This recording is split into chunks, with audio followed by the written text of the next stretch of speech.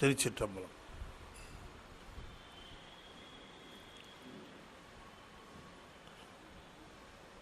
சக்கரவர்த்தி தவராச யோகி எனும் மிக்க திரு மூலனருள் மேவுநாள் என்னாலும். திருச்சிற்றம்பலம்.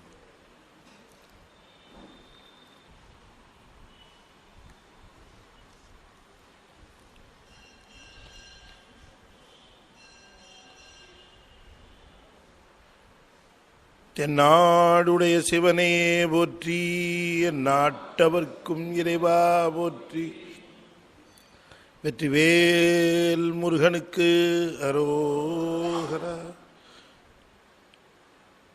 திருச்சிற்றம்பலம். அண்டசராசரங்களுக்கெல்லாம் அதிபதியாக விளங்கக்கூடிய முருகப்பெருமானுடைய ஒப்பற்ற கருணையினாலே அருள்மிகு கமலவிநாயகர் சத்சங்கமும் புரசை திருநெறி கழகமும் இணைந்து மிகச்சிறப்பாக நிகழ்த்தி வருகின்ற இந்த திருமந்திர வேள்வியில் நாம் தொடர்ந்து 5ஆம் தந்திரத்தில்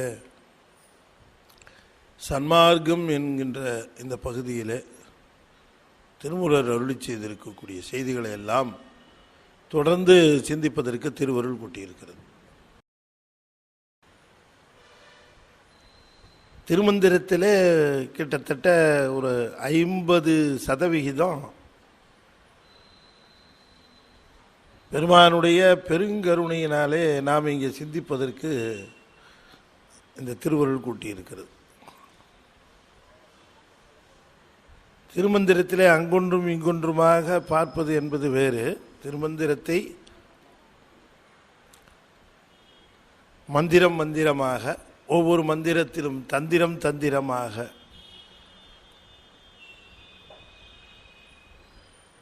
தந்திரம்னா நூல்னு அர்த்தம், கயிறுன்னு அர்த்தம்.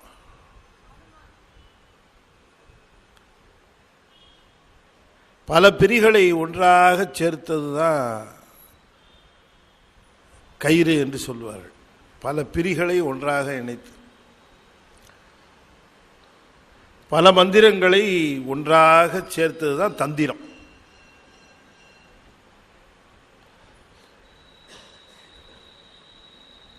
கல்விங்கிற பகுதியில் ஆரம்பிக்கிற பொழுதே சொல்லுவார், நூல் ஒன்று பற்றி நுனியேற மாட்டாதார், பால் ஒன்று பற்றினால் பண்பின் பயன்கெடும், கோல் ஒன்று பற்றினால் கூடா பறவைகள், மால் ஒன்று பற்றி மயங்குகின்றார்களே அப்படின்னு திருமூலர். இது திருமந்திரத்துக்கு மட்டுமல்ல, எல்லா நூலுக்குமே அவர் பொதுவான இந்த நூலை எப்படி நாம் அணுக வேண்டும் என்று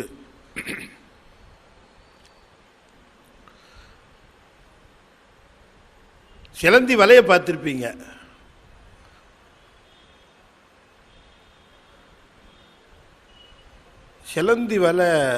சிலந்தி வலை வேற, இந்த வீட்டில் இருக்கிற ஒட்டடை வேற. அது இல்லை, அது 8 கால் பூச்சி.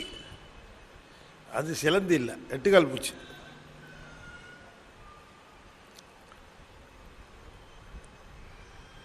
சிலந்திக்கு சாமி எவ்வளவு ஆற்றல் கொடுத்துருக்கிறார், அதுக்கு என்னென்னலாம் கொடுத்துருக்காரு நீங்கள் நினச்சி பார்த்தீங்கன்னா பெரிய ஒரு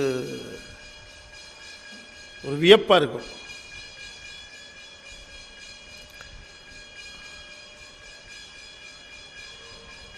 சிலந்திகளை பற்றி பல செய்திகளை நான் தேடி தேடி தேடி படித்தேன், அவுட் ஆஃப் இன்ட்ரெஸ்ட். எல்லாத்தையும் சொல்ல முடியாது.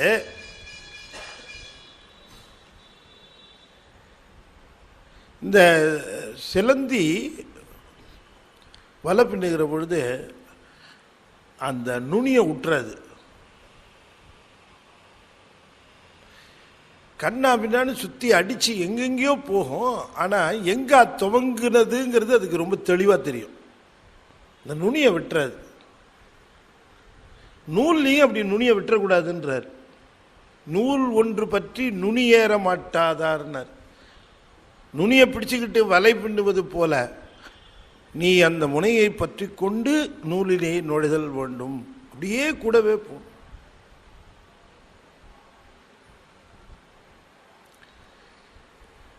எந்த பூச்சி வந்தாலும் அந்த பசையில ஒட்டிக்கும். இந்த வலை பின்னும் அப்படியே. அது சிக்ஸாக்கெல்லாம் பின்னாது, அது ஒரு ஆர்டர் வச்சிருக்கு, அது மாதிரி பின்னும். அது பின்னுனா எந்த பூச்சியாக இருந்தாலும் டக்குனுக்கு வந்து விழுந்துச்சுன்னா கால் ஒட்டிக்கும், செத்து போகாது அந்த பூச்சி. சிலந்தி செத்து போனதை சாப்பிடாது. மரத்திலேயே ஏதாவது ஒரு பூச்சி செத்து போயிருக்குன்னா சிலந்தி சாப்பிடாது. தன்னுடைய வலையில வந்து உயிரோட விழணும், விழுந்ததுக்கு அப்புறம் தான் சாப்பிடும்.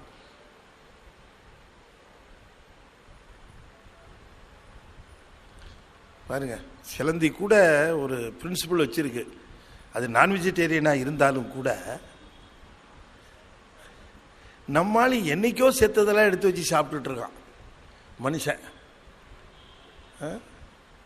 வரும்போது தான் பேசிட்டு வந்தோம், நானும் கார்த்தியும் பேசிட்டு வந்தோம் காரில் வரும்போது. உதவி ஆசிரியர் ஏதோ சொன்னாங்க. அப்போ சொல்லும்போது 10 வருஷத்துக்கு முன்னால் இருந்த இந்த கோழி கழிவுகள் தான் அமெரிக்காவிலேருந்து இங்கே அனுப்பப்பெறுது. 10 வருஷத்துக்கு முன்னால் இருந்த கோழி கழிவு. கோழி கழிவுன்னா கோழி அந்த இது மீட்டு, அந்த மீட்டுன்னு சொல்லக்கூடாது. மீட்டுன்னா ஆட்டோடது தான் மீட்டுன்னு சொல்லணும். ஒவ்வொன்றுக்கு ஒரு பேர் வேறு வச்சிருக்கிறான். பன்றியோடதுக்கு போர்க்கு, மாட்டுக்கு பீஃபு, இப்படி பேரெல்லாம் வேறு வச்சிருக்கான். சரி விடுங்க, என்ன இப்போ திருமந்திரத்தை சிந்திப்போம்.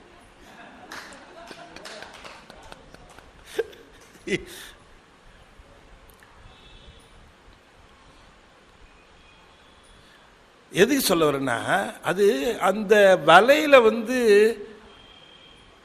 உயிரோட மாட்டிக்கணும், அப்புறம் இது போய் அதை கேப்சர் பண்ணும். யாரா இருந்து எந்த பூச்சி எதா இருந்தாலும் சரி தப்பிக்கவே முடியாது, விழுந்துச்சுன்னா விழுந்ததுதான். சரி, இவ்வளவு அழகா வலை பின்ற இந்த வலையில அந்த சிலந்தி மாட்டுமான்னு கேட்டா எக்காலத்தில் அது மாட்டாது. ஏன் சார் அதில் பசை இருக்குதே, எல்லா பூச்சியும் கால் மாட்டுதே, அதுவும் மாட்ட வேண்டியது தானே. பாருங்க, அது காலில் இருந்து ஒரு ஸ்பெஷல் லிக்விடு வெளியில வந்துகிட்டே இருக்கும். அது காலில் இருந்து அது என்னன்னா இந்த பசைக்கு எதிர் பசை. அது இந்த பசை இருக்கிற வரைக்கும் அந்த பசையில் அது ஒட்டாது. சாமி எப்படி கொடுத்துருக்காரு பாருங்க. இதோட காலில் ஒரு தனி திரவம் உற்பத்தி ஆகி அந்த வலையில இது அந்த திரவம் உற்பத்தி போய் ஸ்டிக் ஆகாது, ஒட்டாது. இந்த ஸ்டிக்கர் ஒட்டுறதெல்லாம் பார்த்தீங்கன்னா ஒரு பேப்பரில் ஒட்டி தான் நம்மகிட்ட கொடுப்பான். நம்ம அதை பிரித்து அதை ஸ்டிக்கரை ஒட்டுவோம். நம்ம ஸ்டிக்கரை ஒட்டுற இடத்துல ஸ்டிக்கர் ஒட்டுமே தவிர இந்த பேப்பரில் ஒட்டி இருந்தால் அது ஒட்டாது, எடுத்தால் எப்போ வேணால் எடுக்கலாம். அந்த மாதிரி ஒரு பேப்பர், ஆயில் பேப்பர் மாதிரி ஒரு பேப்பர். அந்த மாதிரி இது காலில் இருந்து ஒரு ஆயில் லீக் ஆகிட்டே இருக்குமா இந்த சிலந்தி பூச்சி காலில். அதனால அது வலையில் மாட்டவே மாட்டாதான் கடைசி வரைக்கும். அந்த வலையை தான் மற்றவங்க மாட்டுவாங்க. சிலந்தி பூச்சி மாதிரி நம்ம ஊரில் நிறைய பேர் இருக்கிறான், அவன் மாட்டவே மாட்டான். இவனை நம்பி போறவன் அத்தனை பேரும் மாட்டிடுவான். ஆனா இவன் கரெக்டா தப்பிச்சுட்டு வெளில வந்துடுவான்.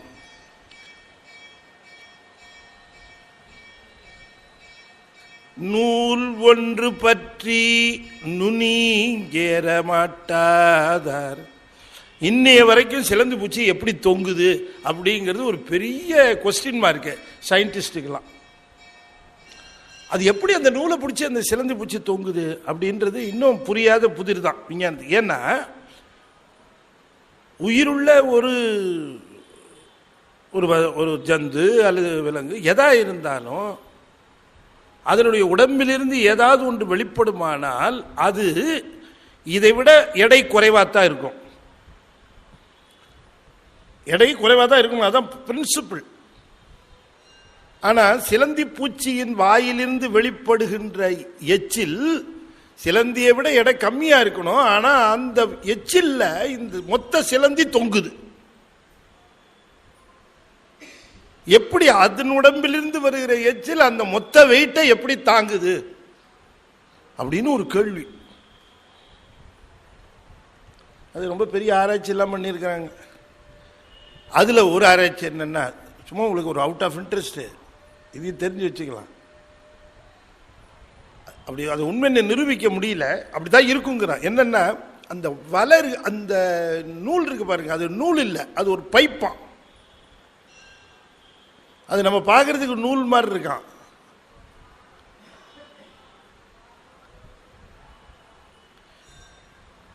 உலகத்திலேயே ரொம்ப சாமர்த்தியமான ஒரு இந்த இந்த ஹேர் சைஸில் ஒரு ராடு செஞ்சானாம் யூஎஸ்காரன். அந்த இழை இப்படி இந்த இழை மாதிரி முடி இழை மாதிரி தான் இருக்குமா அந்த ராடு. அதை அனுப்பிச்சு வேர்ல்டு முழுக்க அனுப்பிச்சி விட்டான். எப்படி செஞ்சுருக்கோம் பாருங்க டெக்னிக்கல். ஜப்பான்காரனுக்கு வந்தது, நீ பாரு அது எப்படி இருக்குன்னு. ஜப்பான்காரன் அதை பார்த்துட்டு அவன் ஒரு வேலை பண்ணான் அதே டியூப் அந்த ராடில். என்னன்னா சென்டரில் ஒரு ஹோல் ட்ரில் பண்ணிட்டான். பார் அப்படின்னா அவன் ஜப்பான்காரன் ஆனா இதுவே இவ்வளவு தின்னு, அதுக்கு நடுவில் ஒரு ஹோல் ட்ரில் பண்ணி உள்ளுக்குள்ள அங்கே ஊத்துற தண்ணி இந்த பக்கம் வெளியில் வரும். வராது சொல்ற அந்த மாதிரி ஒரு பைப். இப்போ ஃபைபர் ஆப்டிக்ஸ்லாம் அப்படித்தானே, அப்படியே பல நாடு சுற்றுது. எல்லாம் ஆச்சரியப்படுறாங்க, அப்பா ஜப்பான் என்னமா பண்ணிட்டாயா, அமெரிக்கா பெருசு பண்ணானே ஜப்பான். அப்படியே சுற்றி வந்தது இந்தியா வந்தது. இந்தியாவிலேருந்து பார்த்துட்டு திரும்ப அமெரிக்கா போச்சு. இந்தியா அவன் கேட்டான், என்ன நீங்கள் ஒன்றும் பண்ணலையா அப்படின்னா. ரொம்ப டெக்னிக்கல், நல்லா ஒத்துப்பார் அப்படின்னா இந்தியா. என்னையா நல்லா ஒத்துப்பார், கொஞ்சம் பெருசாக லென்ஸ் வச்சு பாரு. லென்ஸ் வச்சு பார்த்தான், 5 அடிக்கு ஒரு இடத்துல மேட் இன் இந்தியான்னு அடிச்சிருக்கிறான்.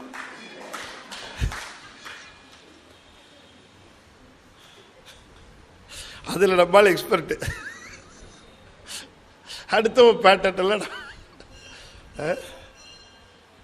இந்த சிலந்தி பூச்சியினுடைய இழை இருக்கிறது பாருங்க, அது உண்மையிலேயே இழை இல்லையா, அது ஒரு டியூப் மாதிரியா.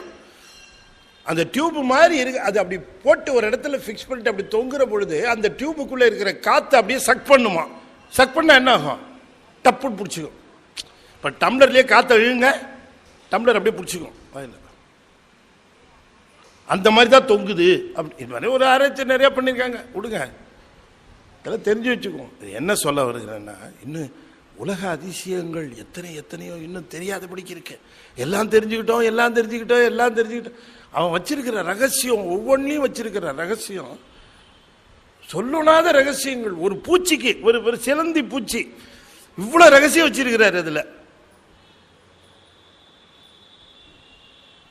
அப்ப இந்த உலகம் முழுவதும் சிவரகசியங்கள் தான், எல்லாமே சிவரகசியம்.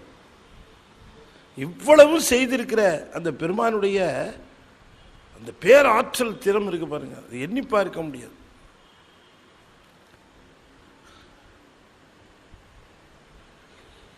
திருமூலர் சொல்லுகிறார், நூலை கற்கிறவர்கள் நூலினுடைய அடிப்படையாக இருக்கக்கூடிய ஆதாரமாக இருக்கக்கூடிய அந்த முனையை விட்டுறக்கூடாது. நூல் படிக்கிற பொழுது நூல் ஒன்று பற்றி நுனி ஏற மாட்டாதார்,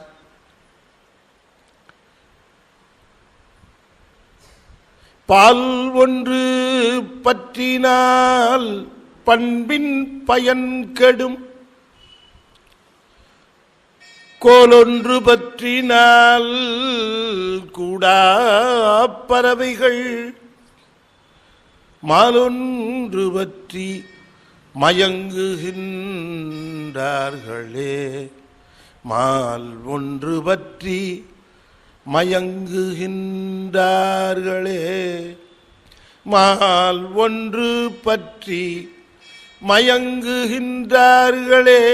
ஒரு நூலை படிக்கிற பொழுது அந்த நூலின் ஆசிரியருடைய அடிப்படை அந்த எண்ணம் என்ன, எதற்காக இந்த நூல் செய்யப்படுகிறது என்பதை உணர்ந்து அந்த நூலை கற்க வேண்டும். அப்படி கற்கிற பொழுது எந்த விதமான பாரபட்சமும் இருக்கக்கூடாது. பால் ஒன்று பற்றினால் கூடா பறவைகள். சார் இந்த புத்தகம் எப்படி இருக்கு? பிரமாதமா இருக்கு சார், பிரமாதமா இருக்கு. அப்படியா, படிச்சீங்களா? எதுக்கு படிக்கணும்? படிக்காமலே சொல்லுவேன். ஏன், இந்த நூலை பண்ணது என் ஒய்ஃபு. இப்படியா நூலுக்கு விமர்சனம் சொல்றது? பால் ஒன்று பற்றினால் வேண்டியவன் வேண்டாதவன் செஞ்சேங்கிறதுக்காக அந்த நூலை பற்றி விமர்சனம் செய்யாதே. பால் ஒன்று பற்றி, பால்னா பட்சம், பாரபட்சம்.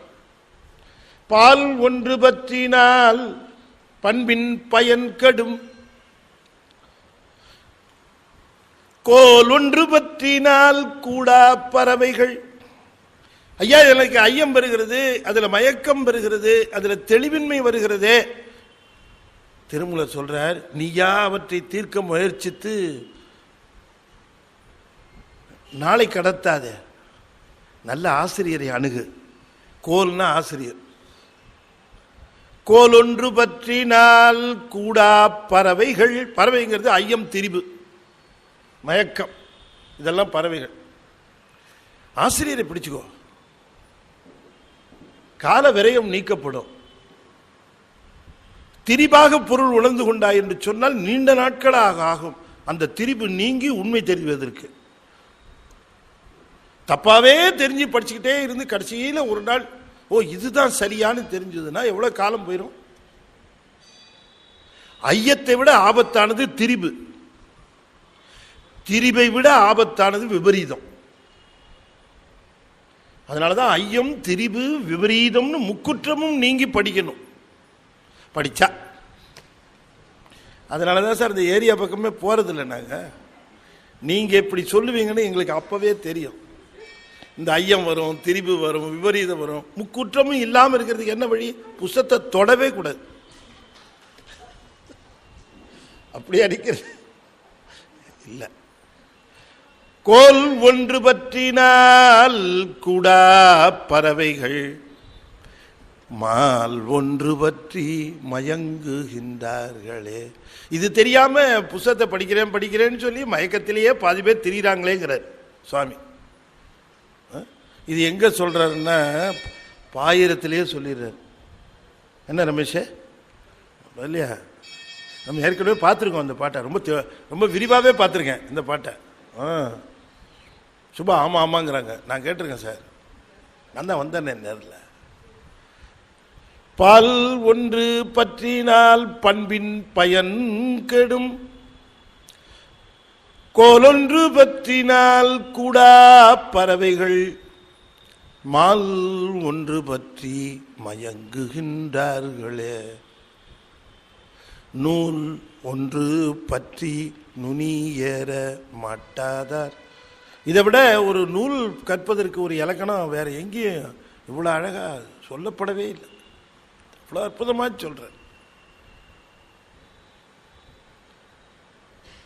சரியை, கிரியை, யோகம், ஞானம், இந்த 4 நெறிகள் சிவத்தை அடைவதற்குரிய நெறிகளாக சொல்லப்பட்டிருக்கிறது. சரியைக்கு ஒரு தனி பலன் சொல்லப்பட்டிருக்கிறது, கிரியைக்கு ஒரு தனி பலன் சொல்லப்பட்டிருக்கிறது, யோகத்திற்கு ஒரு சரியாக ஒரு பலன் சொல்லப்பட்டிருக்கிறது. ஆனால் இந்த பலன்களுக்காக சரியை செய்யாமல், கிரியை செய்யாமல், யோகம் செய்யாமல் சன்மார்க்கம் அடைந்து ஞானம் பெற வேண்டும் என்பதற்காகவே சரியை செய்யணும். சன்மார்க்கத்தில் நின்று ஞானம் பெற வேண்டும் என்பதற்காகவே கிரியை செய்யணும். சன்மார்க்கத்தில் வருகின்ற ஞானத்தை பெற வேண்டும் என்பதற்காகவே யோகத்தில் நிற்கணும். அட்டமா சித்தி வரும்ங்கிறதுக்காக யோகம் நிற்கக்கூடாது. எனவே சரியில் நின்றாலும், கிரியையில் நின்றாலும், யோகத்தில் நின்றாலும் சிவமே குறிக்கோளாக இருக்க வேண்டும்.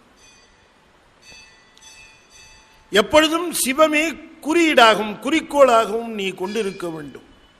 அதை விட்டு டார்கெட்டை மாற்றவே கூடாது. திருமந்திரம் உபதேசிக்கிறது, உன்னுடைய வாழ்க்கையினுடைய குறிக்கோள் சிவம் என்பது என்று உனக்கு தெளிவாயிற்றோ அன்றைய தினத்திலிருந்து அந்த சிவத்தை அடைவதற்குத்தான் உன்னுடைய அத்தனை முயற்சிகளும், அத்தனை செயல்களும், அத்தனை எண்ணங்களும், அத்தனை மொழிகளும் இருக்கணும். அதை விட்டு டீவியேட்டாக ஆகி போகக்கூடாது. கொஞ்சம் இந்த ஃபேமிலி பிரச்சனை எல்லாம் முடியட்டும் சார், நான் இன்னைக்கு சொல்ற மாதிரியே வந்துடுறேன். உண்மைதான்.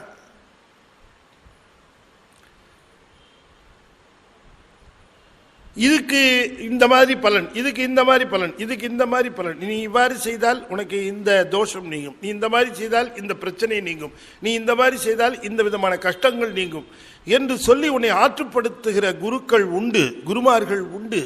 ஆனால் அவர்களெல்லாம் சன்மார்க்க குரு அல்லர். சிவத்தை தவிர வேறு குறியீடு காட்டுகிற குருமார்கள் எல்லாம் அவபோத குருக்கள் என்று சொல்லப் பெறுவார்களே தவிர அவர்கள் போத குருக்கள் அல்ல. சிவத்தையே குறியீடாக காட்டுகிற குருதான் சைவ குருவாக விளங்குகிறவர் என்று திருமூலர் அழுத்தந்திருத்தமாக சொல்லுகிறார். குறியீடு இது, குறி இது. இதை தவிர வேற எதையும் காட்டுகிறவர் போதகுரு அல்ல. அவ்வளவுதான் டிஃபரன்ஸ். கரெக்டா சொல்லிட்டார். போதகுரு அவபோத குரு எப்படி சார் பிரிக்கிறது அப்படின்றார். சிவத்தை மட்டுமே காட்டுகிறவர் போதகுரு, சிவத்தையும் காட்டுகிறவர் அவபோதகுரு. ஒரு எல்லாத்தையும் காட்டுவார், சிவத்தையும் காட்டுவார். ஆனால் சிவம் மட்டுமே நம்முடைய குறிக்கோளாகவும் நம்முடைய அடைய வேண்டிய குறியீடாகவும் அது விளங்குகிறது என்பதை காட்டி ஆற்றுப்படுத்தி அதிலே அழைத்து செல்கிறவரே சன்மார்க்க குரு. அவர் ஒருவர் தான் எந்த நெறிக்கு அழைத்து செல்வார்?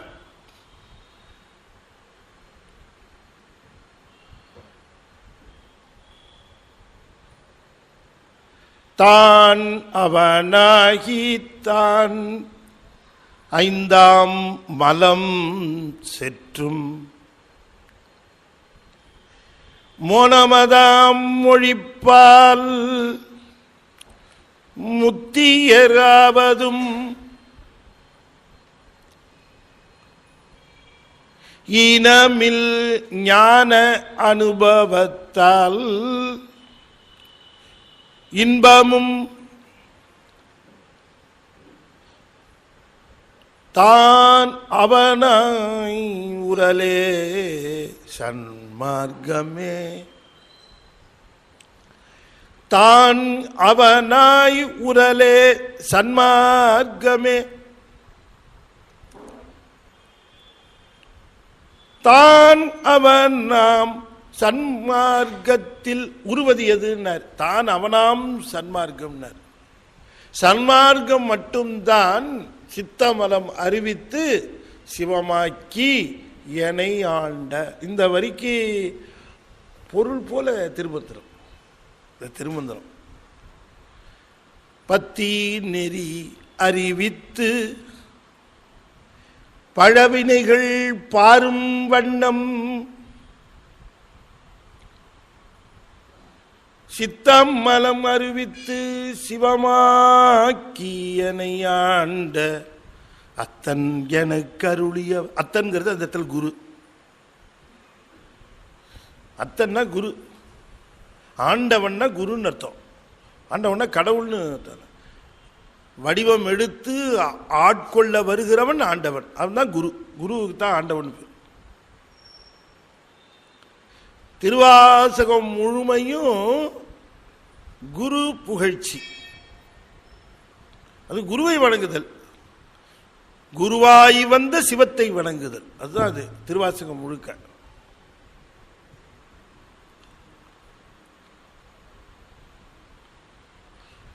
முத்தி நெறி அறியாத மூர்க்கரோடும் திரிவேனை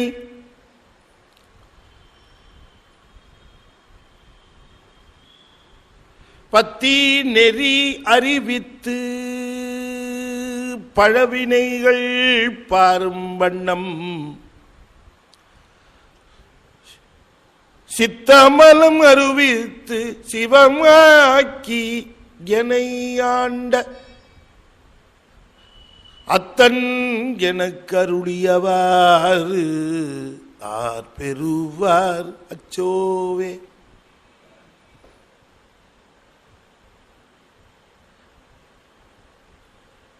சித்த மலம் அறிவித்து சிவமாக்கி. யாரால அதை நீக்க முடியும்? ஒட்டிக்கிட்டு இருக்கு, கழிவு மாதிரி ஒட்டிக்கிட்டு இருக்கு அறிவுல.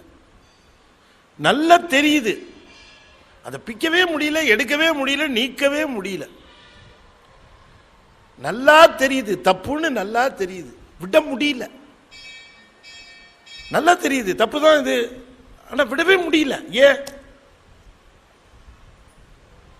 இந்த ஒரு தடவை மட்டும், இந்த ஒரு வாரம் மட்டும் இப்படித்தான் சமாதானம் சொல்லுகிறது தவிர அறிவு தெளிவு பெறவே இல்லை. தவறு என்று தெரிந்த பிறகு அதை விட்டு நீங்குவதற்கு ஏன் தயக்கம்? என்ன காரணம்? அதுதான் அந்த அறிவில் களிம்பு, அதுதான் அந்த அறியாமை, அதுதான் அந்த ஆணவம். அதை சொல்லுகிறார், முத்தி நெறி அறியாத மூர்கரோடும் முயல் வேனை. அப்ப இப்படிப்பட்டவன பத்தி நெறி அறிவித்து பழ வினைகள் பாரும் வண்ணம் சித்தமலம் அறிவித்து, அதைத்தான் சொல்றார், 5ஆம் மலம் செற்று. திருமூலர் சொல்றார் 5 மலங்கள், ஆணவம், கண்மம், மாயை, மாயேயம், திரோபவம். இப்ப அடிக்கடையா இப்ப நாம இப்ப ஃபண்டமெண்டலா சொல்லுகிற பொழுது ஆணவம், கண்மம், மாயை அப்படின்னு சொல்லுகிறோம்.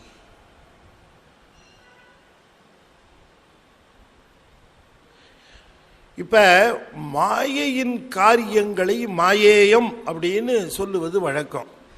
இப்ப மாயையின் காரியங்களை மாயேயம்னம்னா, மாயை என்பது இந்த இடத்துல எதை குறிப்பிடுகிறோம்னா சுத்த மாயை இல்லை, அசுத்த மாயை. அசுத்த மாயையின் காரியங்கள் தான் மாயேயம். சுத்த மாயினுடைய காரியங்கள் வைந்தவம். இது அது அவ்வளவு டேஞ்சர் இல்லை. அதனால மலத்தில் சேர்க்கிற பொழுது வைந்தவம் சேர்க்கப்படல, மாயேயம் சேர்க்கப்பட்டிருக்கு. ஆணவம், கண்மம், மாயேயம். ஆணவம், கண்மம், மாயை, மாயேயம். மாயேயத்தை தாண்டி ஒன்று சொல்ற திரோபவம். இப்ப திரோபவம் என்பது திருவருள் சக்தி தான். அது திருவருள் தான். நம்ம பக்குவம் பெறுகிற வரைக்கும் அது நமக்கு அது வேண்டப்பட்டிருக்கு. அதனால அது கொஞ்சம் சரி. சில சமயம் தப்புன்னு தெரிஞ்சால் கூட பர்மிட் பண்ணுவோம் பிள்ளைங்கள, சரி பாரு ஒரு 1/2 hour பாரு, ஆனால் டிவி பார்த்துட்டு அதுக்கப்புறம் ஒர்க் பண்ணணும், ஹோம்ஒர்க்கெல்லாம் பண்ணணும் சொல்கிறோம்ல.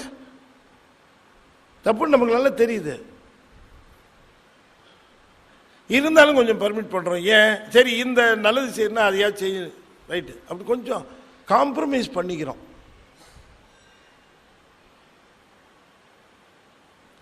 திரோபவம் என்னன்னு கேட்டால், கரெக்ஷன் பண்ணுற வரைக்கும் இந்த ஆன்மாவுக்கு அது வேண்டப்படுகிறது திரோபவம். அதனால சுவாமியே அதை தன்னுடைய ஆற்றலை இந்த திரோபவம் என்கிற ஆற்றலாக தருகிறார். வேண்டதெல்லாம் கொடுக்க வேண்டியிருக்க, உலகாயுதமாக வேண்டப்படுகிற பொருட்களை எல்லாம் தர வேண்டியிருக்கு. அதனால திரோபவம் என்கிற முறையில் தந்துட்டு தான் இருக்கிறார். வீடு வேணாலும் தரார், வாசல் வேணாலும் தரார், பணம் வேணாலும் தரார், எது வேணாலும் தந்துட்டு தானே இருக்கிறாரு. தரமாட்டேன்னு சொல்லணும், அப்படி சொல்றது இல்லை, அவர் தரார். பொன்னும் தருவான், மெய்ப்பொருளும் தருவான். அதனால தான் சொன்னார், பொன்னும் மெய்ப்பொருளும் தருவானி. பொன்னை தருவது திரோபவத்தால், மெய்ப்பொருளை தருவது திருவருளால். ரெண்டையும் தருவான். அப்ப பொண்ணும் கொடுப்பான், மெய்ப்பொருளும் கொடுப்பான். ரெண்டுமே கேட்டா தான் கொடுப்பான். கேட்காம கொடுக்கவே மாட்டார். ரொம்ப பேர் முன்னெல்லாம் ரொம்ப பேர் சிவன் கோயிலுக்கே வரமாட்டான், முத்தி தந்துருவாராமே சார் அப்படின்ட்டு ஒரே பயம். முத்தி தந்துருவாராமே, அழிக்கிற கடவுளாமே அப்படின்ட்டுலாம் ஏதோ வதந்தியை பரப்பி விட்டான் சாமியா நிறைய பேர். ஆக்கிற கடவுள், அழிக்கிற கடவுள், காக்கிற கடவுள் எல்லாத்தையும் ஒரு சேர அடக்கிற கடவுள் சிவபெருமான ஒருவன் தான். அது தெரியறதுக்கே ரொம்ப நாள் ஆகும்.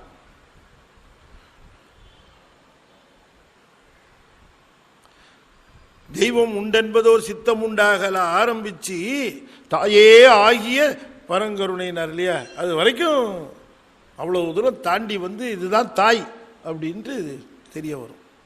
சிவமே தாய். தாயே ஆகி வளர்த்தனை போற்றி அப்படித்தான் முடிப்பாரு. தெய்வம் உண்டு என்பது ஒரு சித்தம் உண்டாக ஆரம்பிச்சு கொண்டு கடைசியில் முடிக்கிறப்ப சாயா அன்பினில் நாள்தோறும் வளர்த்த தாயே ஆகி வளர்த்தனை போற்றியும்பார். சாயா அன்பு, குறையாத அன்பு சிவபெருமானுக்கு. நமக்கு அப்பப்போ கூடும் குறையும். நம்ம அன்பு அப்படிப்பட்ட அன்பு, அதில் ஒன்றும் தப்பு கிடையாது. இருக்க அது கூடுது குறையுது, இருக்கா இல்லையா, அவ்வளோதான். இன்னைக்கு 10%, நாளைக்கு 90%, நாளைக்கு 2%, மற்ற நாள் மறந்தே போயிடுவோம். ஞாயிற்றுக்கிழமை சார் ஒரு நாள் ஃப்ரீயாக இருக்கலான்ட்டு அப்படின்ட்டு அதுக்கு கூட லீவ் விட்டுருவோம். ஞாயிற்றுக்கிழமை சார் இன்னைக்குமா அப்படி. குரு, அந்த போத குரு ஒரு வினாடி கூட சிவத்தை விட்டு விலகாமல் இருக்கிறதுக்கு நீ என்ன செய்யணுமோ அதை செய். எப்பவும் சிவத்தோடு இருக்கிறதுக்கு நீ என்னென்ன செய்யணுமோ அதை செஞ்சுக்கோ, விட்டுறாத அப்படின்னு நெறிப்படுத்துகிறவர் தான் சன்மார்க்கம். 5 மலங்களையும் செற்று, 5ஆம் மலம் செற்றும். செறுதல்னா நீக்குதல். தானவனாகித்தான் 5ஆம் மலம் செற்றும்.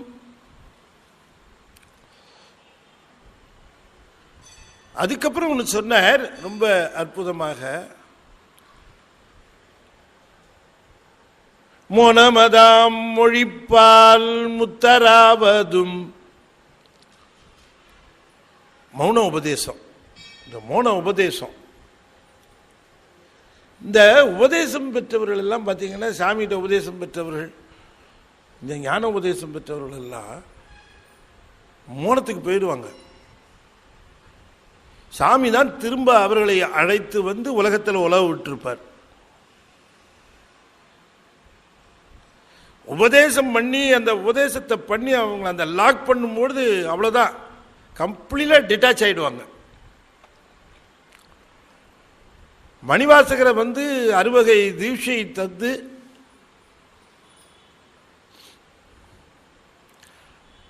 இணையார் திருவடி என் தலைமையில் வைத்தலுமே துணையான சுற்றங்கள் அத்தனையும் துறந்தொழிந்தேன் என்று குறிப்பிடுவது போல திருவடி தீட்சை தந்த உடனேயே லாக் ஆயிட்டார். அவ்வளவுதான். எத்தனை நாள் அப்படி இருந்தார்னு தெரியாது. சிவபுராணம் சொன்னதுக்கு பிறகு திருவாசகத்தில் ஒரு வார்த்தை கூட சொல்லல. அவர் சிவபுராணம் மட்டும்தான் சொன்னார். சொல்லிய பாட்டின் பொருள் வந்து சொல்லுவார்.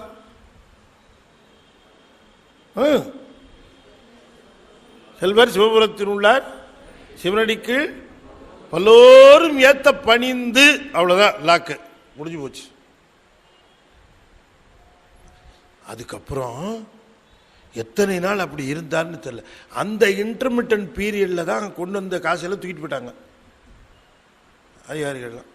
கூட வந்தவன்லாம் சரி இதுவுமே கிளம்பாது போல இருக்கு, போனது தான், ஆளும் தெரியல எங்கே வந்ததுன்னு தெரில, ரைட் அப்படின்ட்டு தான் எடுத்துகிட்டு போயிட்டாங்க. இது அதுக்கப்புறம் திருப்ப கொண்டு வந்தார். இல்லைன்னா அதனால தான் இந்த மௌன சும்மா இரு சொல்லற என்றலுமே அம்மா பொருள் ஒன்றும் அறிந்திலனே செம்மான் மகளை திருடும் திருடன் பெம்மான் முருகன் பிறவான் இரவான். சும்மா இரு சொல்லற முடிஞ்சு போச்சு, லாக் ஆயிட்டார். நான் சும்மா இரு சொல்லறேன்னு சொல்லி உபதேசம் பண்ண உடனே அம்மா பொருள் ஒன்றும் அறிந்திலனே, ஒண்ணுமே தெரியல, நான் எங்கேயோ போயிட்டேன்ட்டார். திரும்ப அழைச்சிட்டு வராரு. அப்பத்தான் உலகத்துக்கு பயன்படும். இதுபோல ஞான உபதேசம் பெற்றவர்கள் எல்லாம், மௌன உபதேசம் பெற்றவர்கள் எல்லாம் சும்மா இருக்கிற நிலை, அந்த சும்மா இருத்தல் நிலைக்கு அது கொண்டு செல்வது சன்மார்க்கம். சன்மார்க்கம் மட்டும்தான் கொண்டு செல்லும். பிரிச்சு கேட்டுறாரு பாருங்க. மித்த மார்க்கம் இந்த மௌன உபதேசத்திற்கு இட்டுச்சு, சன்மார்க்கம் மட்டும்தான்.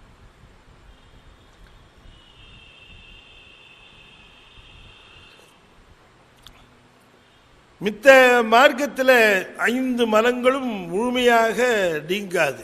5 மலங்களும் முழுமையாக நீங்கி மௌன உபதேசம் பண்ணுகிற பொழுது முத்தராவர்னர். முத்தர்னா சீவன் முத்தர். இங்கேயே அந்த முத்தி நிலை வந்துடும். இங்கேயே அந்த பேரின்ப நிலையை எய்துவார்கள். அதை விட்டு வெளியிலே வரமாட்டாங்க. அந்த பேரின்ப நிலையை இங்கேயே எய்துவார்கள். அது எப்பொழுது வாய்க்கிறது? குரு உபதேசத்தில். குரு எப்போ உபதேசம் பண்ணுகிறார்? மௌன உபதேசம். மௌன உபதேசம் எப்போ பண்ணுகிறார்? ஊர்லேருந்து வந்தங்க. ஊர்லேருந்து வந்த உடனே நண்பர் வீட்டுக்கு வந்தேன். நண்பர் வந்தார். வாங்க வாங்க, உங்களுக்காக தான் வெயிட் பண்ணியிருக்கேன் வாங்க அப்படின்னார். வந்தவுடனே என்ன பண்ண சொல்லுவார்? முதல்ல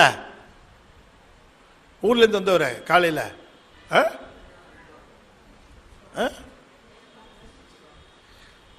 மெட்ராஸாக இருந்தால் கொஞ்சம் தண்ணி கஷ்டம். நான் சொல்கிறது பொதுவாக சொல்கிறேன். குளிச்சுட்டு வாங்க, டிஃபன் பண்ணலாம். குளிச்சுட்டு வாங்க, டிஃபன் பண்ணலாம். முதல் பகுதி ரொம்ப வருத்தத்துக்குரியதாக இருக்கும். 2வது பகுதி ரொம்ப ஆனந்தத்துக்குரியதாக இருக்கும்.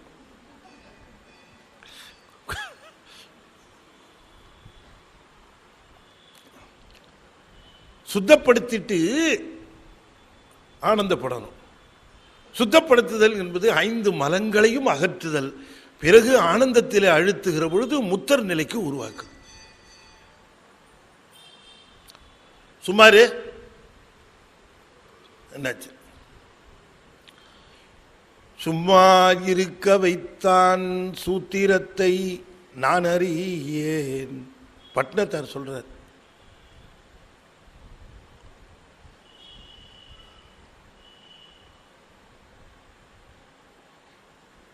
இன்று வருமோ நாளைக்கே வருமோ மற்று என்று வருமோ அறியேன் எம் கோவே துன்று மல வெம்மாயையற்று வெளிக்குள் வெளிகடந்து சும்மா இருக்கும் சுகம். கொஞ்ச நாள் நீங்க சும்மா இருந்து அந்த சுகத்தை அனுபவிச்சிட்டீங்கன்னு வச்சுக்கோங்க. ஏற்கனவே வீட்டு வேலை செய்யறது இல்லை அந்த ஆளு. இவர் சும்மா இருந்து சுகத்தை பாருன்னு வேற சொல்லிட்டு, அவர் ஏற்கனவே சும்மா இருந்து தாங்க சுகம் அனுபவிச்சுட்டு இருக்காரு.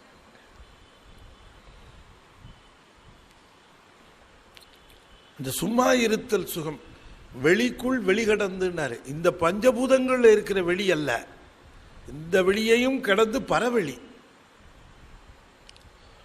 அங்கே போய் நீ இந்த ஆனந்தத்தை அனுபவிப்பாயாக. இப்ப இந்த பாருங்க 2 நிலை. அந்த மேல்நிலை ரொம்ப தெளிவா சொல்லி இருக்கிறார். இதுல 5ஆம் மலம் செற்று முத்தராம். அந்த முத்தராம் நிலை அது முத்து. முத்துல இருந்து வந்ததுதான் முத்தி. அது முத்து. அது சிப்பியிலிருந்து தான் வந்தது அந்த முத்தி. அதுபோல இந்த உடம்புல இருந்துதான் ஆன்மா பெறுகிறது அந்த முத்தை. அதனால அதுக்கு முத்தின்னு பேரு. குறைபாடுகள் உடையதுதான் நம்முடைய உடம்பு. ஆனாலும் கூட இந்த உடம்பை சிவமயமாக்குகின்ற தத்துவத்தை திருமந்திரத்தில் சொல்லுகிறார். எந்த காரணத்தை முன்னிட்டும் உன்னுடைய நோக்கம், குறிக்கோள், மொழி, பேச்சு எல்லாம் அதுலயே இருக்கணும். ஒன்றும் வேணாம். நீங்க வேணா நீங்க பாருங்க, இந்த பையனுக்கு இந்த வாரம் ஒன்ன கூட்டு போறேன்டா, இப்போ ரிலீஸ் ஆயிருக்குல்ல படம், இந்த வாரம் கடைசியில் போறேன்டா, சனிக்கிழமைக்கு நீ நானும் போறோம் அப்படின்னு சொல்லி பாருங்க. சொல்லிட்டு அது நீங்க திங்கக்கிழமை ஆரம்பிச்சு திங்கள், செவ்வாய், புதன், வியாழன் அந்த பையனுக்கு அந்த குறிக்கோள் முழுக்க எங்க இருக்கும்? உட்கார்ந்தா அதைத்தான் பேசுவான். அப்பா கூட்டு போறேன்னு சொல்லியிருக்காருமா, அங்க நிரூபிச்சுக்குவான் ஒரு தடவை. அப்பாட்ட சொல்லுவான், அப்பா நீ கூட்டு போகிறேன்னு சொல்லியிருக்கப்பா, அதை வரை ஞாபகப்படுத்துவான். அப்போ ஸ்கூலில் பசங்கள்டேன்னு சொல்லுவான், எங்கள் அப்பா கூட்டு போகிறேன்னு இருக்கார் இந்த வாரம் அப்படின்னு சொல்லுவான். இப்படி சொல்லி சொல்லி சொல்லி சொல்லி இதே நினைப்பாவே இருக்கும் இல்லையா? இல்லை, இதை விட ஒரு நல்ல உதாரணம் சொல்லட்டுமா? வர சனிக்கிழமைக்கு தீபாவளிக்கு பட்டுப்புடவை எடுத்துடலாம் போயின்னு சொல்லிட்டீங்க, அப்படி வச்சுக்கோமே. இந்த அம்மா பார்த்தீங்கன்னா அன்னையிலேருந்து இவரை கவனிக்கிற கவனிப்பு, ஏங்க என்னங்க இப்பெல்லாம் வர வர சரியாகவே சாப்பிட மாட்டேங்கிறீங்க? நீங்களாம் நல்லா சாப்பிட்டா தானே நாங்கள்லாம் நல்லா இருக்க முடியும். இன்னைக்கு பக்கோடா குழம்பு வைக்கட்டுங்களா? இன்னைக்கு ஏதாவது வறுவல் ஸ்பெஷலாக பண்ணட்டுங்களா அப்படின்னு பார்த்தீங்கன்னா எல்லாம் பட்டு புடவை செய்கிற வேலை. நோக்கம் அதில் போன உடனே பார்த்தீங்கன்னா அந்த நோக்கத்து மேலேயே எல்லாமே ரிவால்வ் ஆகும். எல்லாமே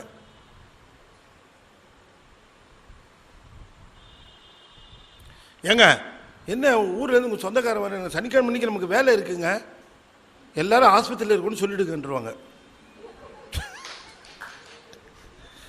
ஏடி பொய் சொல்லலாமா? பரவாயில்லைங்க, நம்ம ஆஸ்பத்திரி பக்கத்தில் தானே இருக்கிறோம், எல்லாரும் ஹாஸ்பிட்டலில் இருக்கிறோம், ஆளாளுக்கு உடம்பு சரியில்லைன்னு சொல்லி அடிச்சிருக்கேன்.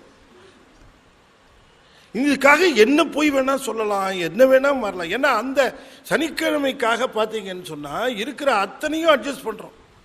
இப்படி ஒரு ஆர்வம், ஒரு சாதாரண பட்டு அப்ப சிவங்கிறத ஒன்றை அடைய வேண்டும் என்கிற ஒரு ஆர்வம் வந்து விட்டால் வாழ்க்கையில எதை தொட்டாலும் எப்படி தொட்டாலும் எந்த பக்கம் பார்த்தாலும் அது சிவ சம்பந்தமாகவே இருக்க வேண்டும் என்பதுதான் சன்மார்க்கம்.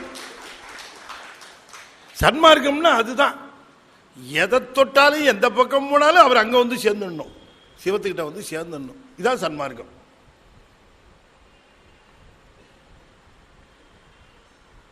ஐந்தாம் மலம் செற்றும் முத்தராவதும். இந்த 5 மலங்களை செற்ற பிறகு அவர்களை அந்த முத்தர் என்கிற நிலைக்கு கொண்டு வந்த பிறகு ஒரு அனுபவம் தருகிறார். அந்த அனுபவத்தை சொல்லுகிறார். ஈனமில் ஞானானுபவத்தில் இன்பமும், அதான் 3வது நிலை. ஈனமில் ஞானானுபவத்தில் இன்பமும், இது 3வது நிலை. தான் அவனாய் உரலே சன்மார்க்கமே, தானவனாய் உரலே சன்மார்க்கமே. சீடன் இப்படி எல்லாவற்றிலும் சிவநினைவாகவே இருக்க வேண்டும் என்பதற்காக குரு அவனுக்கு எல்லா விதமான பயிற்சிகளையும் எல்லா விதமான நிலைகளையும் அப்படியே அழைத்து சென்று இதை காட்டுகிறார். அவர் எப்படி தழுவுகிறார் தெரியுமா? அந்த சீடனுக்கு முன்ன பின்ன குறைபாடுகள் இருந்தாலும் கூட தழுவிக் கொள்ளுகிறார், அந்த குறைகளை நீக்குகிறார், அழைத்து செல்லுகிறார். எப்படின்னார்,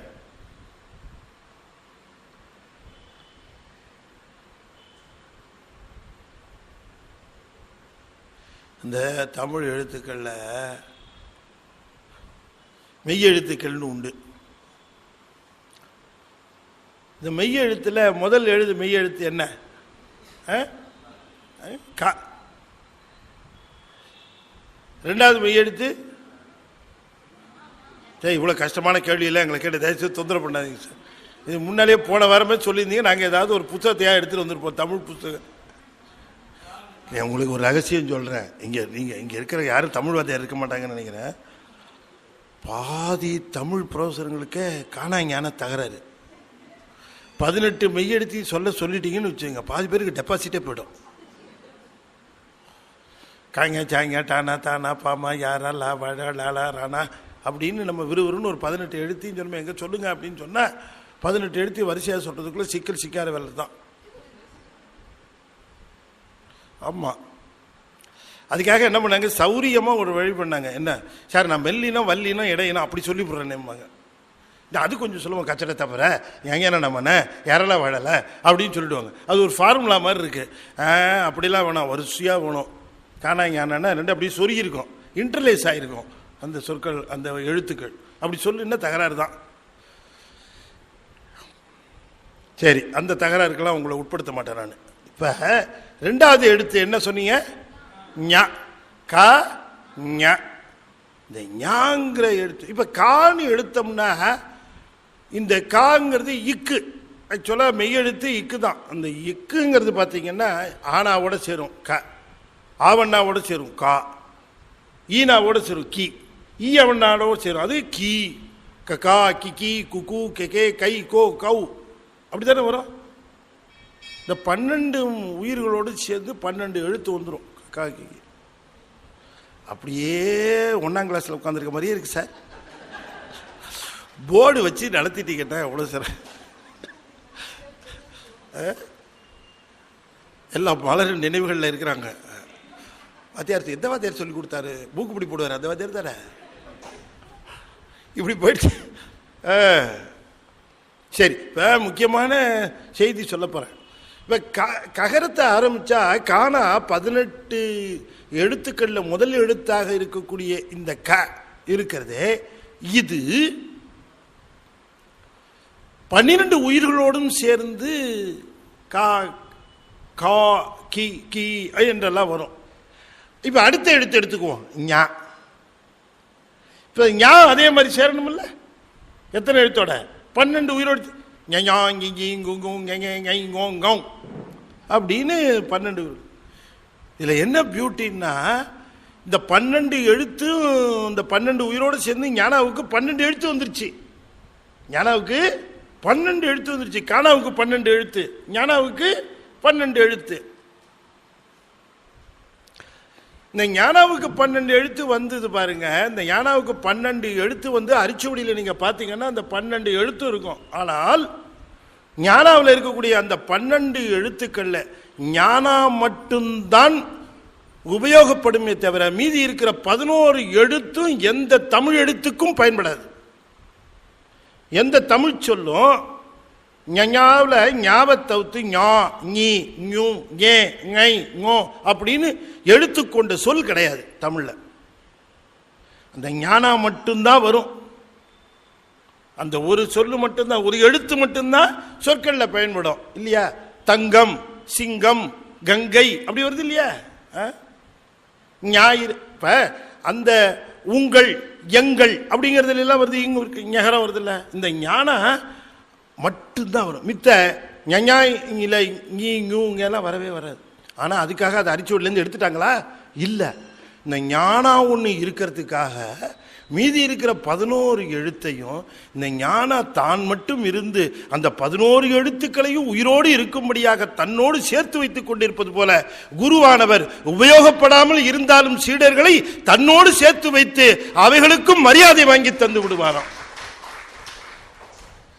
ஞானாவுக்கே இருக்கக்கூடிய சிறப்பு அதான் ஞப்போல் வளையினார். எல்லாத்தையும் அரவணைச்சுக்கங்கிறதுக்கு இந்த ஞானாங்கிற எழுத்து தான் மட்டும்தான் பயன்படும். இருந்தாலும்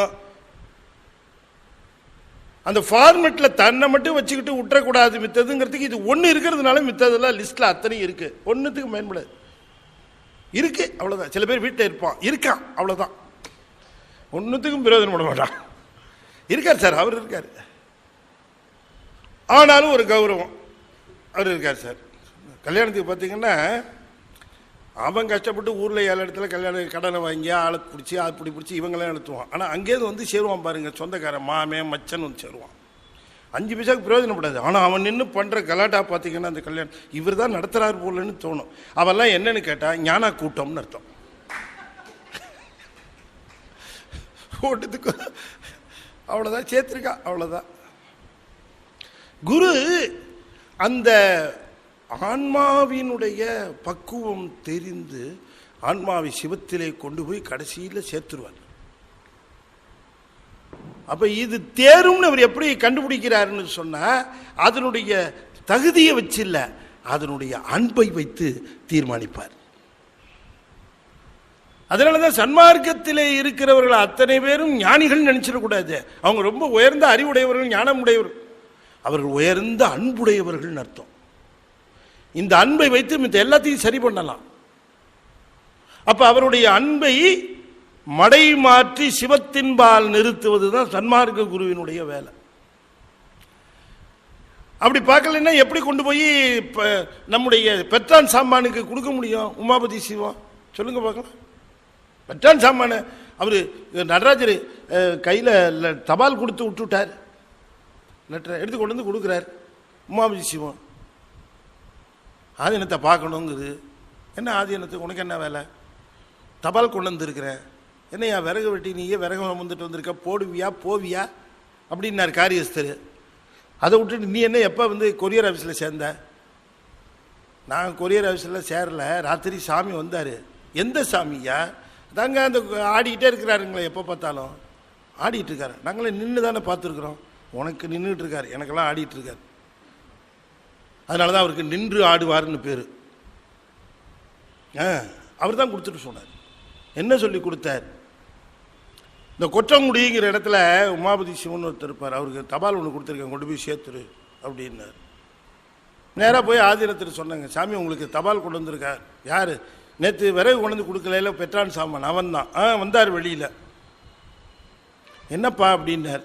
சாமி உங்களுக்கு தபால். அது வாங்கினார். வாங்கினா அதில் எழுதியிருக்கு,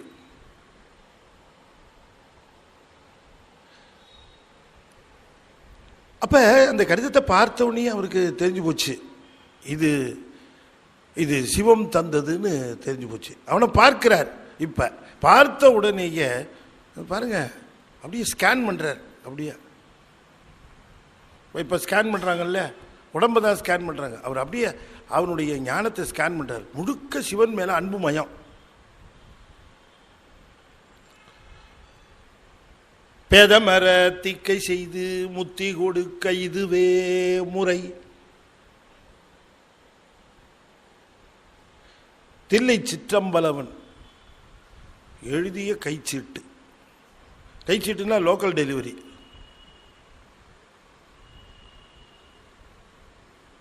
இவனுக்கு பேதமர தீக்கை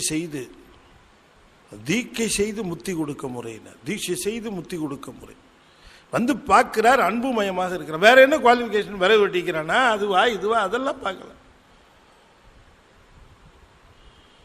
அப்படி அந்த நயன தீட்சை கொடுத்தார். அவனை அப்படி பார்த்தார். அன்புமயமாக இருக்கிறது தெரிஞ்சது. அந்த கருணை பார்வை, ஞான பார்வையை கொடுத்தார். அவ்வளவுதான், டக்குன்னு பத்திக்கிச்சு, மேலே போயிட்டார். முடிஞ்சு போச்சு.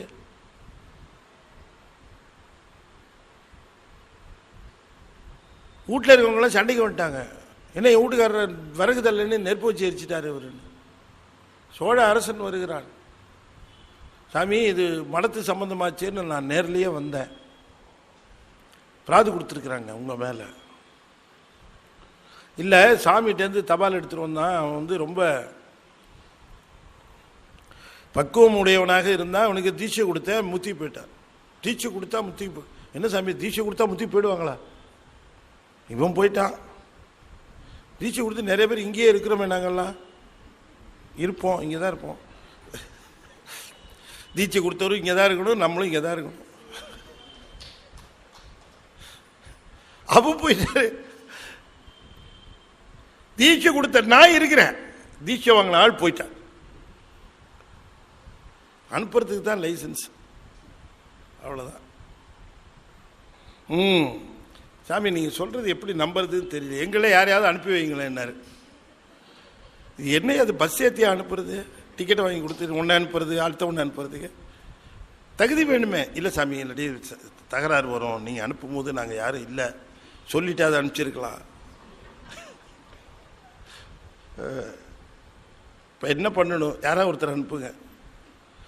இப்படி சுற்றி பற்றி பார்த்தார். அவன் இப்படிக்கு வயிற்றுல புளிய கரைச்சி நம்மளை அனுப்பிச்சிட போறாருட்டு ராஜா போதை கொண்டு இப்போ ஒன்றும் அவசரம் இல்லை, சொல்லிட்டே வரல, ராணிகிட்ட வர இருந்தாலும் உனக்கு ரொம்ப தகுதி இருக்கு, நீ போறியா, நம்மளை அனுப்பிச்சு விட்டாரா என்ன பண்ண. அவன் வயிற்றுல கரைச்ச புளி அவனுக்குத்தான் தெரியும். அப்படியே சுற்றி பார்த்தார். ஒன்று போகிறதுக்கு தயாராகவே இல்லை. அந்த ஆவலும் அந்த வேட்கையும் இருந்தால் அல்லவா போக முடியும். அங்கே இருந்தவங்க யாரும் தகுதி இல்லைன்னு என்ன அர்த்தம்? அங்கே இருந்தவங்களுக்கு யாரும் அந்த வேட்கை இல்லை. அந்த வேட்கை சிவத்தை அடைய வேண்டும் என்கிற வேட்கை. அவன் அந்த வேட்கையோடு இருந்தான், போயிட்டான். அப்படியே பார்த்தார், ஒருத்தர் இல்லை அப்படின்னா திரும்பி பார்க்கிறார். அந்த முள்ளி செடி தினந்தோறும் சிவபெருமானுக்கு அபிஷேகம் செய்து அபிமுகத்தின் வழியாக வந்து விழுகின்ற இந்த நீர் விழுகின்ற இடத்துல ஒரு முள்ளி செடி முளைச்சிருந்தது. அதை பார்த்தார். இப்படி ராஜாவை பார்த்தாரு, அதை பார்த்தார். என்ன சாமி கண்டுபிடிச்சிட்டீங்களா? தயாரா ஒருத்தர் இருக்கிறார். அப்படி பார்த்தார், ஒரு சிறு தீபம் தோன்றியது, அவ்வளவுதான். முள்ளிச்செடி முத்தி.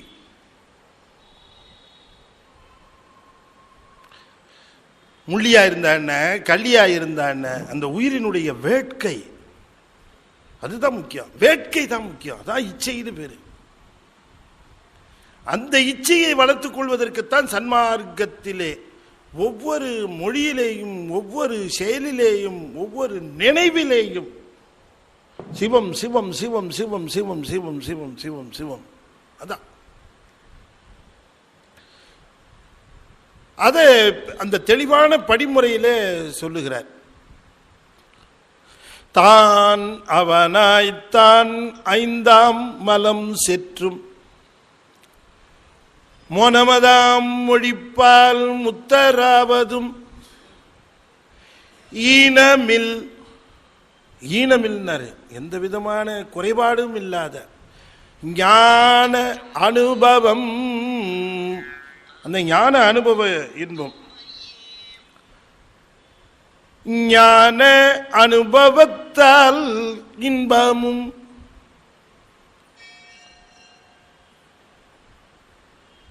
இந்த ஞான அனுபவத்தால் வருகிற இன்பம் மேலே இருக்கக்கூடிய ஐந்தாம் மலம் செற்றும் அதற்கு பிறகு முத்தராகி இன்பம் அனுபவிக்கணும்.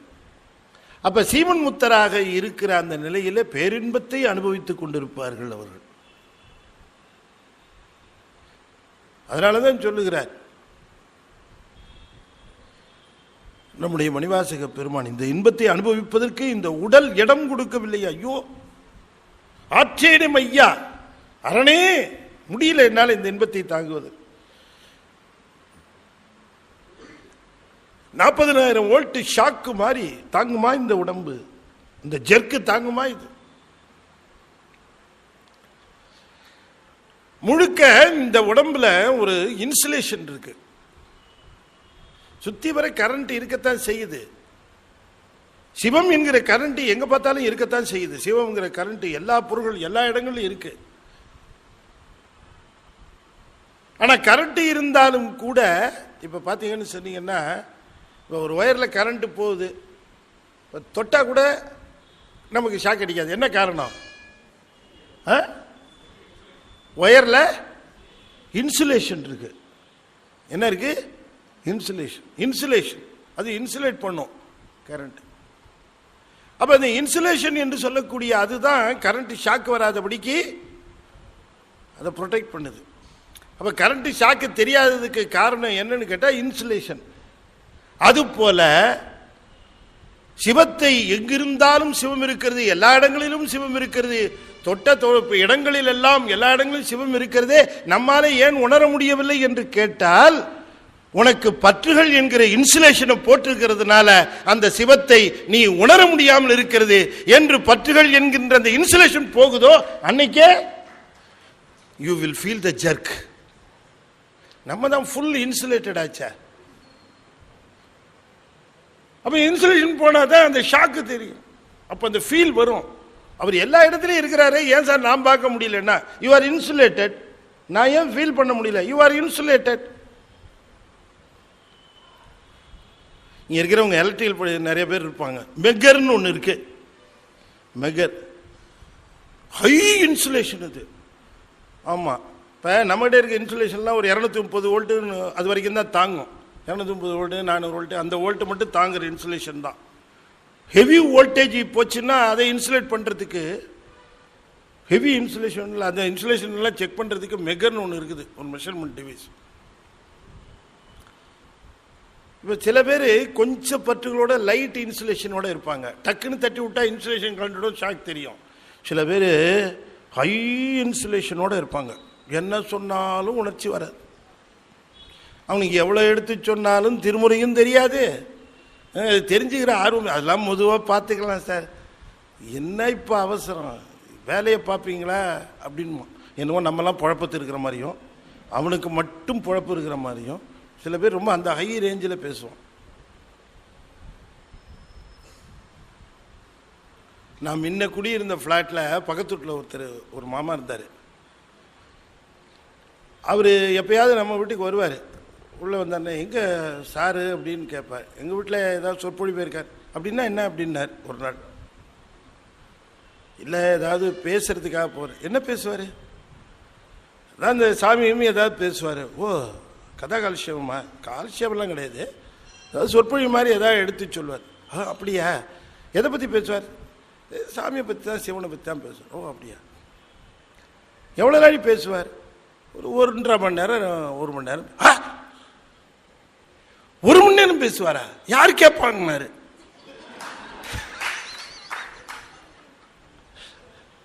இப்போ ஆளுங்க எப்படிலாம் இருக்காங்க பாருங்க. 1 மணி நேரம் பேசி கேட்பாங்க. எப்படி கேட்கறதுட்டாரு. அப்பதான் நினைச்சுக்கிட்டேன், இது ஹைலி இன்சுலேட்டட் மெகர் மாதிரி இருக்குது. இது அவ்வளோ இன்சுலேஷன் இருக்கு. கொஞ்சம் கொஞ்சமா அது பாருங்க, நமக்கு சிவன் நம்ம மேல வைத்த கருணையினால கொஞ்சம் கொஞ்சமா ஈர்த்து இப்ப நமக்கு கொஞ்சம் சிவன்னா ஒரு ஷாக் வருதே. நாடுடைய சிவனே போற்றினு என் நாட்டவருக்கும் இறைவா போற்றின்னு உரைக்குதுன்னா கொஞ்சம் இன்சுலேஷன் கல் இருக்குன்னு அர்த்தம் நமக்கு. எல்லா வெளியில போய் தென்னாடுடைய சிவனே போட்டின்னா என்ன சொல்லுவோம்? பஸ்ல இருக்கும், திரும்பி பார்ப்பான். என்னாச்சு, நல்லா தானே இருந்தான் ஏறும்போது அப்படின்ட்டு. அப்போ அங்கே இன்சுலேஷன் ஜாஸ்தி. கண்டக்டர் சொல்ல சத்தங்க தான் போடக்கூடாது, போய் ஓரம் உட்காரு. நான் அப்படி சொல்ல மாட்டேன், ஏவப்பிட்டு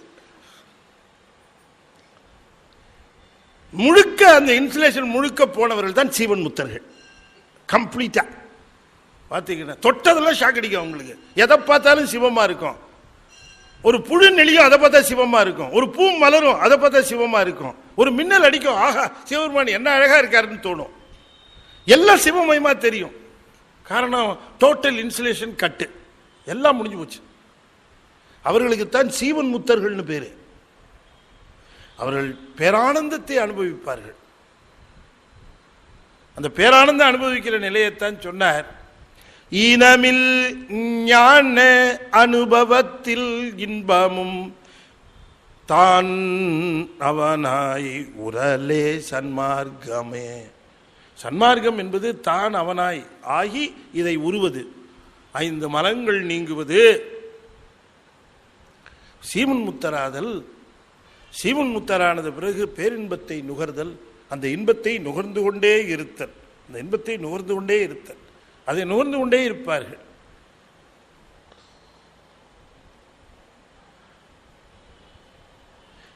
ஞானசம்பந்தரை பற்றி சொல்லுகிற பொழுது சேக்கிழார் அதைத்தான் சொல்லுகிறார். அன்னலார் தமக்களித்த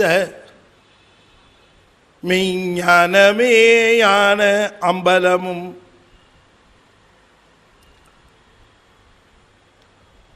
உள்ளிறைந்த ஞானத்தெழும் பேரின்பக் கூத்தும்.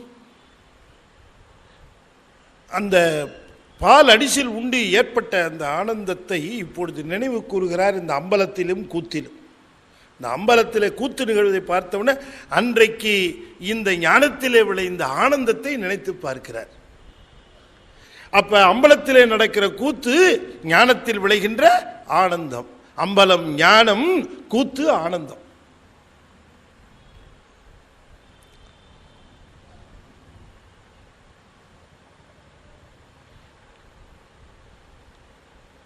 என்னில் நேர் பெற வரும் சிவபோகத்தை ஒழிவின்றி அணையும் ஐம்பொறி அளவினும் எளிவர் அருளினை எனப் போற்றி. சிந்தனையிலே வந்து அனுபவிக்கக்கூடிய ஒரு பேரின்பத்தை, உயர்ந்த நிலையிலே போய் அனுபவிக்கக்கூடிய பேரின்பத்தை இந்த உடல் இருக்கிற பொழுதே, இந்த கருவிகரணங்கள் இருக்கிற பொழுதே அனுபவிக்கும்படியாக தந்தீரே என்று அந்த கூத்த பெருமானை பார்த்து கண்ணீர் விட்டாராம் ஞானசம்பந்தர். ஞானசம்பந்தர் கண்ணீர் விடுகிற சில இடங்கள்ல இது ஒண்ணு.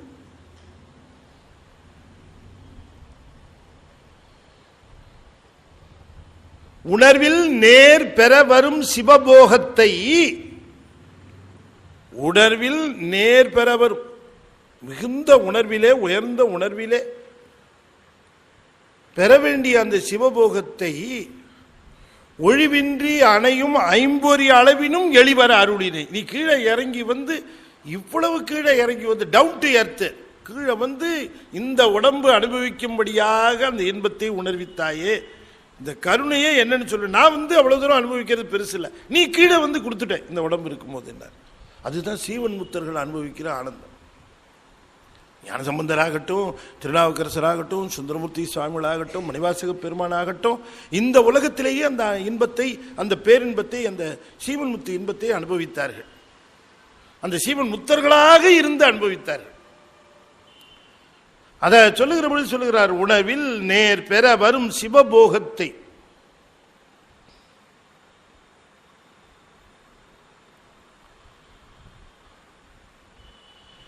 சன்மார்க்கத்தார்க்கு முகமும் வீடும், சன்மார்க்கத்தார்க்கு இடமும் தெய்வமும், சன்மார்க்கத்தார்க்கு வர்க்கமும் தரிசனமும், எம்மார்க்கத்தார்க்கும் எம்புவன் கேண்மினோ. இந்த சன்மார்க்கம் எம்மார்க்கம்.